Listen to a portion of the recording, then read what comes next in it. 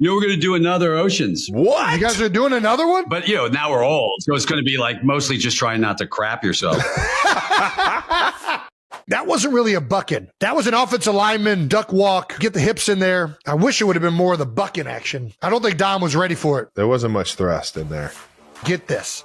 He told me to S his D. Did you just hear him? I think that should be a 15-yard penalty, sir.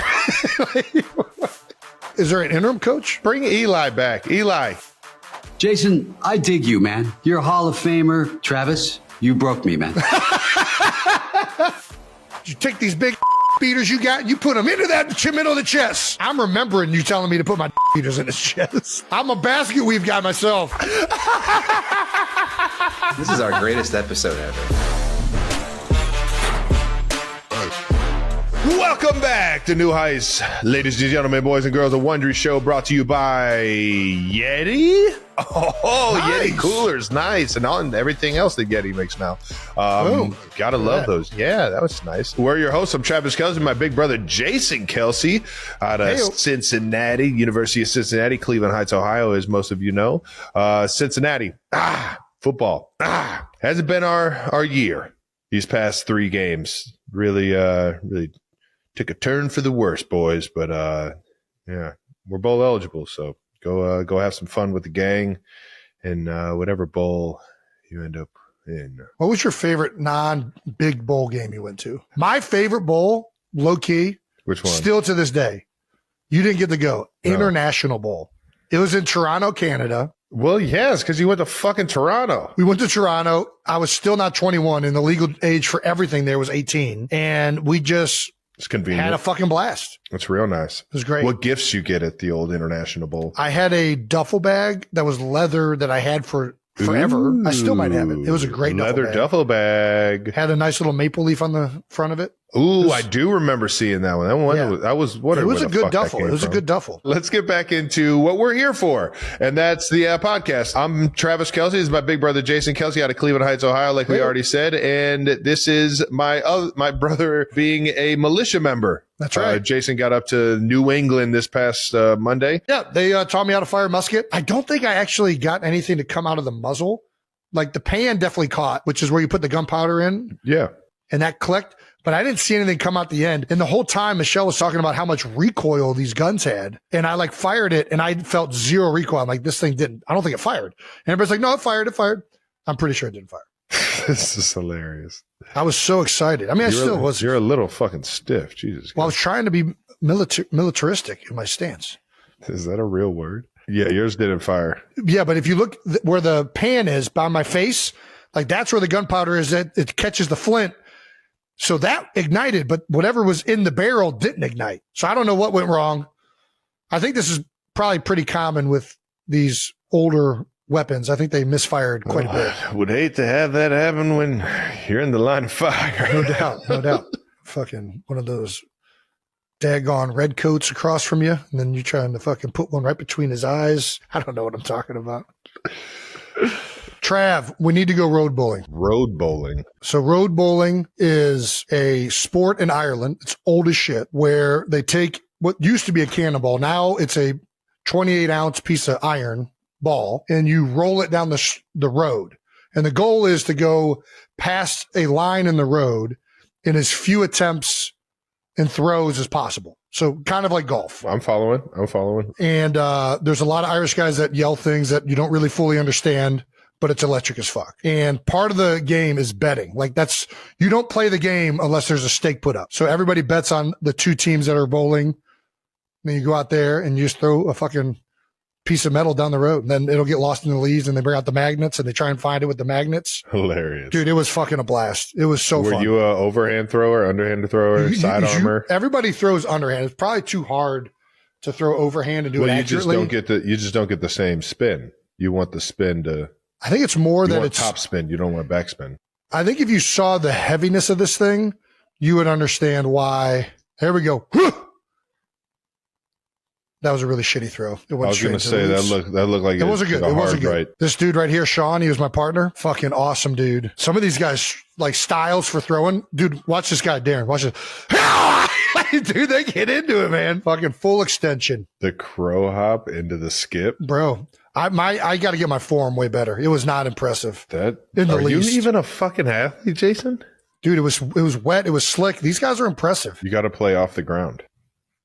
That was a better roll. You got your right hip through. That's a big part of it. I won one of them and lost another one. You won? You won of them? See, I think they kind of rigged the second one. The guy, they put a guy up against me. I was like, okay, this guy's. They put a child. He might have went to the bar before we came out.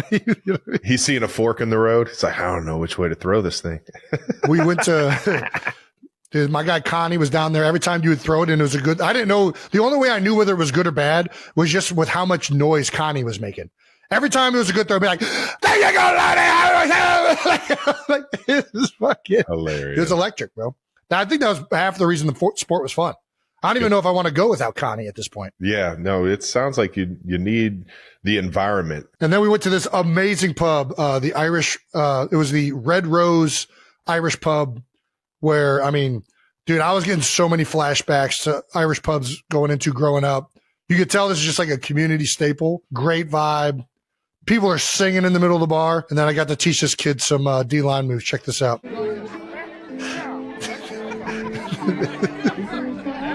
He has no idea what just happened. The push-pull is a shocking move. He still didn't really have it down. Because you did it right. When you do it right, the push-pull is just like, what the fuck just happened? Yeah. And that's what you just did to that kid. That kid just was like, holy shit, Ninja just put his hands on me. Hold on, I'm going to send another one. Check out this guy singing. When the dawn is breaking, my heart is breaking too. On this dark morn as I walk out, my thoughts will be of you. So gracious, hold me in your arms and let this moment linger.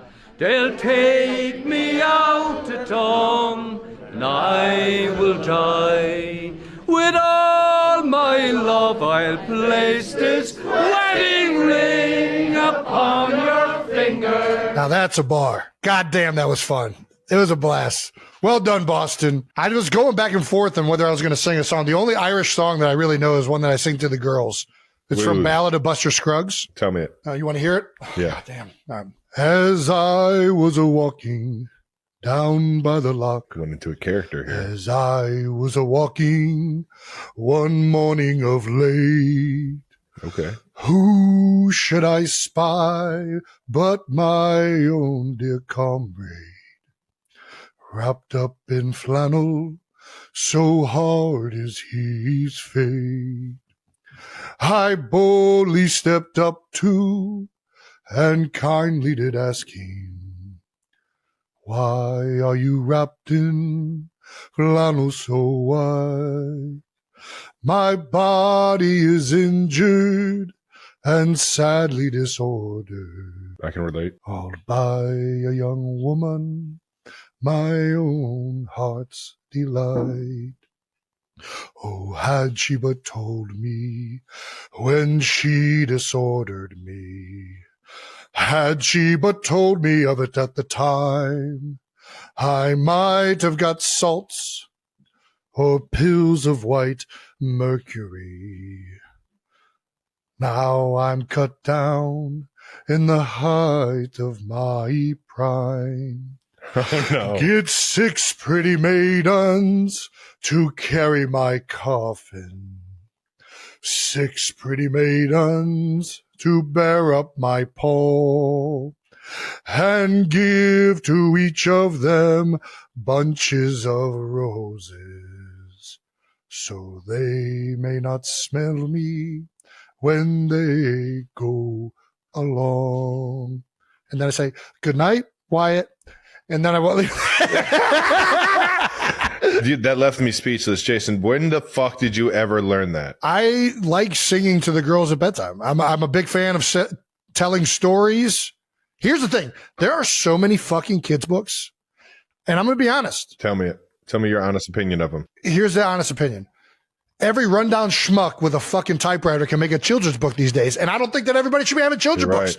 I'm into the Dr. Seuss's, the freaking Three Little Pigs. I like the stories that have survived a long time. And there's a reason for these iterations existing. I don't need to know about the fucking pink cupcakes. I don't need to fucking, Give me the Caterpillar book. I like the Caterpillar book when I was growing up. Was a banger, yeah. What is it, Carl or whatever? I'm out on a lot of the newer children's books. What you're doing when you're reading kids' books is you're hardwiring the software upstairs, right? Okay. So when you're telling The Boy Who Cried Wolf, that's precisely what happened during the latest episode of the New Heights podcast, where NFL star Travis Kelce found himself blindsided by an off-the-cuff remark from his older brother Jason Kelce, a comment that instantly changed the mood in the studio and sent fans into a frenzy. Jason, known for his quick wit and playful banter, was recounting a humorous family story when he suddenly referred to Taylor Swift as a sister-in-law. The words hung in the air for a split second before the reality of what had just been said began to sink in, both for Travis and for the massive audience tuning in. Travis, typically confident and unflappable, seemed genuinely taken aback. His wide eyes and stunned silence spoke volumes, inviting listeners to savor the awkward yet thrilling uncertainty of the moment. Suddenly, the conversation, which had been lighthearted and full of sibling jabs, took on a new gravity. Fans, already invested in the rumored romance between Travis and Taylor, seized on Jason's slip as the most tantalizing hint yet that the relationship might be far more serious than anyone realized. What followed was a flurry of speculation across every corner of the internet. Was this just Jason being mischievous, or had he let a closely guarded family secret slip? Social media detectives pored over every detail, rewatching the clip, analyzing Travis's reaction, and debating whether Jason's words were a harmless joke or a subtle confirmation of what fans desperately hoped was true. The Kelce brothers, always entertaining, suddenly found themselves at the center of a pop culture firestorm, their every move scrutinized with the intensity usually reserved for championship games or Grammy Awards. Yet beneath the viral soundbites and the memes, there's a richer story playing out, one that goes far beyond celebrity gossip. The idea of Taylor Swift, the world's most recognizable pop star, becoming part of the Kelce family has sparked conversations about blending families, adjusting to new traditions, and what it means to welcome someone into the inner circle. The Kelces, with their boisterous personalities and close-knit bonds, are the picture of an all-American sports family, steeped in rituals and inside jokes, while Taylor represents a different kind of fame, one that comes with its own set of expectations and pressures. How does someone who headlines stadium tours and inspires millions fit into a family whose Sundays revolve around football and friendly ribbing? The possibilities are as intriguing as they are endless. Imagine Taylor at a Kelce family cookout, swapping stories with Jason and trading playful barbs with Travis's mom. Picture her navigating the chaos of an NFL tailgate, or perhaps even joining in on one of the brothers' famous podcast episodes, offering her own perspective on love, fame, and family. Each scenario raises new questions and fuels even more curiosity about the real dynamics behind the scenes. For Travis, the intersection of his private happiness and public persona is more complicated than ever. As one of the league's premier athletes, he's used to the spotlight, but even he admits that nothing could have prepared him for the level of attention that comes with dating someone like Taylor. The couple's every outing is dissected in real time, their interactions analyzed for hidden meanings. Yet instead of shying away, Travis appears to be embracing the unpredictability, finding humor and joy in the unexpected ways their worlds collide. Fans can't get enough of the Kelce brothers' unfiltered conversations, which offer a rare glimpse into the lives of two men navigating fame, family, and the ever-present possibility of love. Their chemistry is infectious, their stories both relatable and larger than life. Each episode leaves audiences craving more, not just for the gossip, but for the sense of authenticity and warmth that radiates from their banter. As speculation continues to swirl, one thing is certain: the story is far from over. Whether or not Jason's sister-in-law comment was a slip of the tongue or a hint at things to come, it has cemented this chapter of the Kelce saga as one of the most compelling in recent memory. The blending of the Kelce and Swift worlds promises more surprises, more laughter, and more moments that keep us all on the edge of our seats. For fans, tuning in isn't just about catching the next big reveal. It's about feeling like part of the family, if only for a little while. And with so much left unsaid, everyone is waiting breathlessly to see what happens next.